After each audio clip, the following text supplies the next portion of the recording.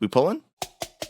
Hey, I'm Zax, and this is Sennarth, the boss you can do right after Taros. This fight has two phases. In phase 1, you fight the boss as she hangs off the edge of the platform, fighting her in this first area for a little bit before she starts slowly moving up the spiral. You then have to follow her up the path as you continue to fight until you reach the second platform, where she stays for a little bit before continuing up the spiral again. Repeating this process a couple more times until she reaches the fourth platform and starts phase 2. In phase 1, there's really only one super threatening mechanic. When the boss casts Gossamer Burst, she pulls everyone toward her really fast, trying to pull you off the platform. And you have to find a way to stay on the platform or else you're dead. And there are basically 3 ways you can do this. Number 1, be really far away from the boss before the pull starts so that it just doesn't pull you far enough, which is easy enough for ranged specs. Number 2, use a movement ability like a blink or teleport or leap to counteract the pull, easy enough for classes with those abilities. Or number 3, stand in one of these webs on the ground during the pull and you won't go anywhere. The webs get dropped on the ground by a debuff the boss occasionally puts on random players, and standing in one of them prevents your character from being moved by any other mechanics. Just be sure not to stand in it for longer than you have to, because the webs give you a debuff that slows you for a while, and getting 10 stacks of that debuff completely wraps you in webs and super slows you for 30 seconds. Even worse, on Heroic, getting 10 stacks fully stuns you for those 30 seconds. Luckily, the slow debuff can actually be removed with these little spider ads. These things spawn regularly throughout the fight and don't have much health, but when they die, they leave this little green swirly explosion that removes your slow debuff if you stand in it. So anytime you do have a slow debuff, you should be looking for a low health spider to clear it with. Just make sure you're healthy enough to survive the little chunk of damage the swirly does. And even more importantly, if someone does end up getting 10 stacks and has the super slow or stun, the off tank should taunt one of these little spiders, bring it over to that player, and kill the spider to free them. Other than that, there are some other less threatening mechanics in phase 1, the most interesting one being ice on the ground that's actually slippery like in real life. The boss spawns random patches of ice wherever you're fighting, and standing on the ice does a little dot damage to you, so ideally you spend as little time on it as possible. There are also these little circles that go around a few random players. Everyone just needs to stay out of other players' circles to avoid the damage they do when they expire. There's also this big spider ad that spawns on each platform, which the tanks need to get aggro on and keep its little frontal cast faced away from the raid, while also keeping it near the boss for cleave damage. It pulses ramping raid-wide damage too, so focus it down whenever it spawns to prevent that damage from getting out of hand.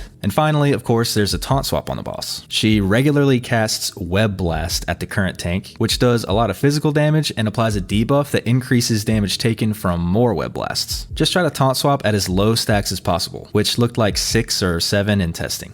When the boss finally gets to the 4th platform, she comes down onto the ground and starts phase 2. In this phase, the floor is totally covered in ice, her abilities get a little upgraded, and there's constant ramping raid damage. Replacing the pull from phase 1, the boss now casts Repelling Burst, which pushes you away from her instead. So make sure there's plenty of ground behind you to get pushed into, or just like in phase 1, you can use the webs. The boss now completely web wraps random players after a short debuff, including the current tank. So the tanks need a taunt swap when Suffocating Webs is cast, and the debuff players should quickly stack together in the middle of the platform so they're easier to break out all at once. Then the tank with the boss needs to get aggro on one of the little spiders and bring it over to the web players so it dies near them and breaks them out of the webs. Really, anyone that has aggro on a spider can bring it over to the web players, especially using DPS taunts or death grips. It's generally just more consistent to have the tank handle it. And finally, the little circles on players from phase 1 make a return, but now when they expire, they also leave a little frost bomb on the ground. Touching one of these does damage and knocks you back, so try to drop the circles toward the edge of the platform when possible to keep them out of the way. And that's pretty much it. Here's a quick recap of the fight for you. By the way, our Patreon supporters get our guides early, so if you're interested in that, check out the link below. Shout out to them for even making these guides possible. See you next time.